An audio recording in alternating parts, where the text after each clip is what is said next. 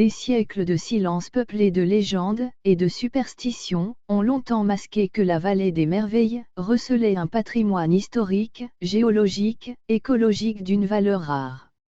Les nombreuses études scientifiques, entreprises il y a moins d'un quart de siècle dans des domaines aussi divers que l'archéologie, la géomorphologie, ou l'étude des pollens, permettent aujourd'hui de lever une partie du voile de mystère qui recouvre cette vallée.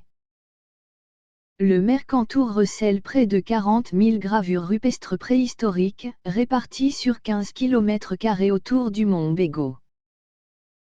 Les gravures rupestres du mont Bégaud, datant de l'âge du bronze, sont classées monuments historiques. À 40 km au nord de Nice, le mont Bégaud domine de ses 2872 mètres, les hautes vallées des Merveilles et de Fontanalba, modelées par les anciens glaciers qui en se retirant, il y a 10 000 ans, ont laissé derrière eux des roches finement polies, et des chapelets de lacs. Ces roches sont parsemées de 40 000 gravures, qui évoquent la vie quotidienne, et les préoccupations des hommes de l'âge du cuivre, et du bronze. Ces gravures schématiques stylisées, constituent un véritable langage symbolique, dont l'étude devrait nous permettre de mieux comprendre le mode de pensée et les rites traditionnels de nos ancêtres. Ressemble à rien, à plein de choses. Ça peut être un essai, ça peut être un enfant qui l'a fait, ça peut être un adulte qui ne savait pas dessiner, ça peut être quelqu'un qui est mort avant d'avoir fini. Donc on n'en parle pas, les archéologues ils ont créé une catégorie, c'est la première, figure non représentative. Et c'est pas la peine de palabrer dessus parce que là on peut vraiment dire tout et n'importe quoi, ça n'a pas vraiment d'intérêt. En l'état d'avancement des connaissances, pour l'instant on le garde dans la case, on étudiera ça plus tard quand on comprendra bien le reste. La deuxième figure sur le site, c'est celle-ci. Alors celle-là, c'est 70%, celle-là elle a été comptée, répertoriée. Elles ont toutes été comptées, répertoriées. 70% des gravures représentatives, c'est cette figure, qui est caractérisée par une symétrie axiale, avec une zone piquetée, qui peut être ronde, qui peut être carrée, qui peut être triangulaire, mais c'est toujours une zone piquetée, avec des... C'est normal qu'elle soit pas finie au milieu. Là, ça fait des cornes et tout. C'est des cornes, des cornes. On dirait une tête avec des cornes. Ben voilà. Alors, les archéologues, ils ont fait comme vous, ils ont dit tiens, on dirait une tête avec des cornes. Et puis, en fait, comme on ne peut pas savoir, parce que là on dit, on ne sait pas vraiment bien si c'est une tête avec des cornes ou pas, donc le mieux c'est d'aller voir toutes les gravures sur le site. C'est pour ça qu'il y a ce truc là. Et les cornes sont ici, toujours caractérisées. Alors c'est marrant parce que le lichen s'est implanté vraiment à l'intérieur de la gravure. En fait parce que c'est du lichen qui n'aime pas l'acide ou qui aime l'acide. Et ce petit, vous avez vu la couleur un peu superficielle, la rouge, le lichen ne peut pas s'implanter dessus. Donc là où ça a été gratté, il arrive à s'implanter. Voilà, c'est pour ça qu'effectivement on le voit que sur les zones un peu vertes. Pas d'hier. Et la gravure ancienne, proto-historique.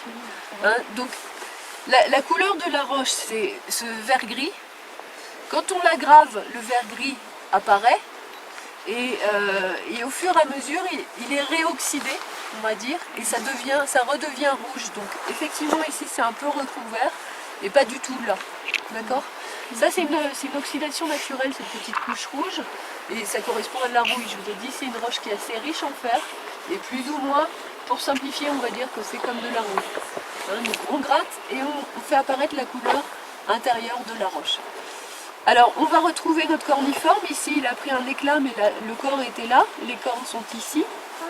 Il y en a un là, le corps, les cornes, il y en a un ici, le corps, les cornes, il y en a un là, le corps, les cornes, il y en a un autre ici, le corps, les cornes, un autre là, les cornes, un autre là, corps patatoïde et cornes. Le corps il va être soit une belle patate, soit régulier là comme celui-là, soit un truc un peu patatoïde, peu importe. Ce qu'il y a, c'est qu'il y a toujours cette symétrie axiale. Il peut être rond, il peut être... il y a toutes sortes de formes. Et la deuxième gravure qu'on n'a pas encore vue, deuxième type de gravure figurative, représentative, c'est cette chose-là. Là, on a ça aussi. On retrouve ça là, même si c'est un petit peu différent, parce que là c'est arrondi, mais là c'est rectangulaire. Ok ? Ça vous fait penser à quelque chose? Ça évoque quelque chose pour vous, cette forme? Ben, nous, on l'a vu en musée de temps, alors. Ah, un Ne voyage. trichez pas alors. Un quadrillage. Ceux qui ont un quadrillage, Ouais, ouais. En tout cas, comment t'as dit? Il a dit quadrillage. Quadrillage, ouais, ok. La cheminée. Est-ce que c'est une cheminée? On voit une Un croix. clocher, non? Une On voit une croix, croix. c'est un clocher ça. Hein. Ouais. C'est tout à fait un clocher. Ah oui, voilà. Donc c'est une Ça doit être église. très frais, là. C'est un Ouais. village alors. Là c'est une église. Ah, Est-ce que c'est une gravure protohistorique? Bah, Est-ce qu'on non. faisait des églises Ah oui, il y a bah non. 5000 ans? Non, Pas bah, sûr. non. Hein. Non. 5000 ans. Non, il y a 5000 ans, on faisait pas d'église. Je vais vous dire, on faisait des huttes éventuellement, dans le meilleur des cas. C'est Mais une forme non. très élaborée, voilà. C'est une forme très est-ce que c'est le élaborée. style des gravures protohistoriques? On retrouve la figure de la plage. Cependant, celui-là, il est bizarre parce qu'il y a deux bêtes qui sont représentées de façon différente. Alors, les archéologues se sont dit, bah tiens, qu'est-ce qui s'est passé? Lequel a été dessiné le premier? Ils se sont posé la question. Et finalement, on va dire que c'est assez logique. Ils ont trouvé que la première représentée serait celle-ci. Hein? Fermé. Par la suite. De la même façon que ça, c'est un corniforme. Et les cornes ont été refermées par la suite. Hein?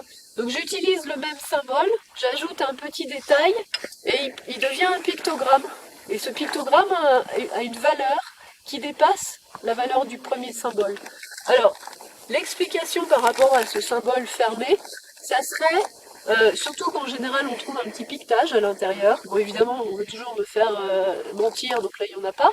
Mais souvent on trouve soit un petit piquetage, soit un petit corniforme plus petit à l'intérieur. Et du coup, on a pensé, les archéologues ont pensé, qu'on avait d'un côté le pôle masculin, le dieu, le système de fixation de la lame sur le manche, y compris les trois rivets. Donc à nouveau, ici, j'utilise le symbole du corniforme, le symbole de l'arme, je les associe tous les deux ensemble et ça forme un pictogramme. Pictogramme, une fois de plus, dont le déchiffrement nous échappe, dont le sens nous échappe, mais qui reste ni plus ni moins qu'un de ces fameux 150 pictogrammes. Ouais. Ici, vous avez un très joli champ, avec un petit corniforme à l'intérieur. Alors c'est peut-être pour ça qu'on est plus tenté de parler de champ que de système de comptage, finalement.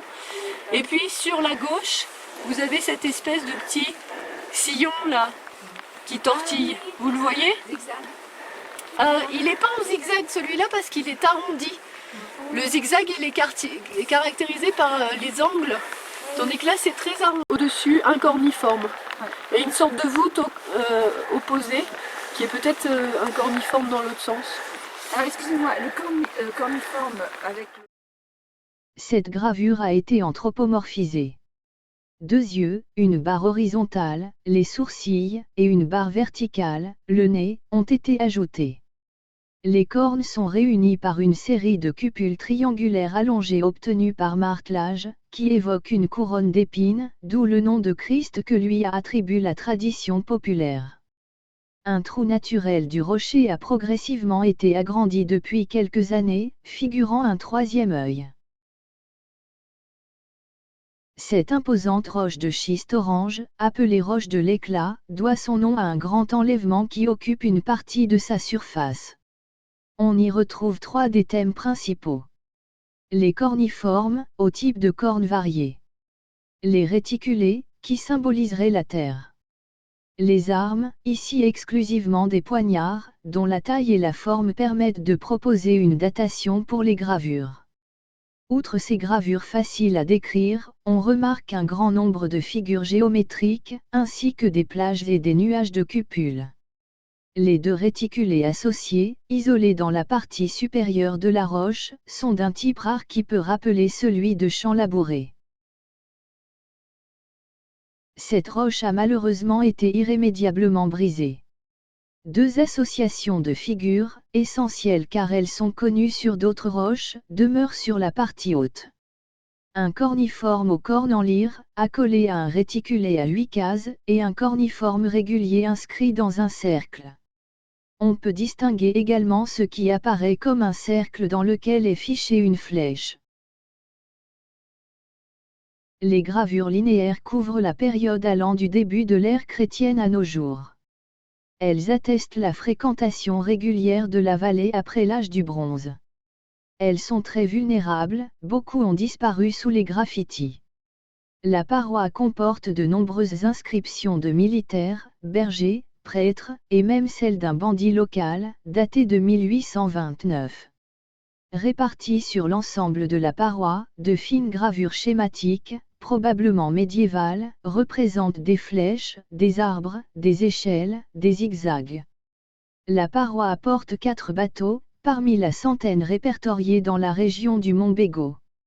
Le plus remarquable est une galiote à rame du milieu du XVIIe siècle. La croix sur le bordage est sans doute le pavillon de Savoie. La précision des détails laisse penser que des marins sont les auteurs de ces gravures. Les nombreuses inscriptions récentes, pour la plupart datées par leur auteur, témoignent de l'inexorable destruction que subit la vallée des merveilles.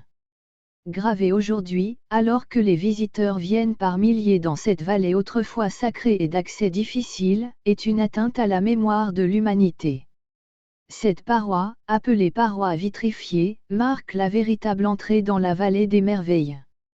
En bas de la paroi, de nombreuses images, dites arboriformes, datent du Moyen Âge.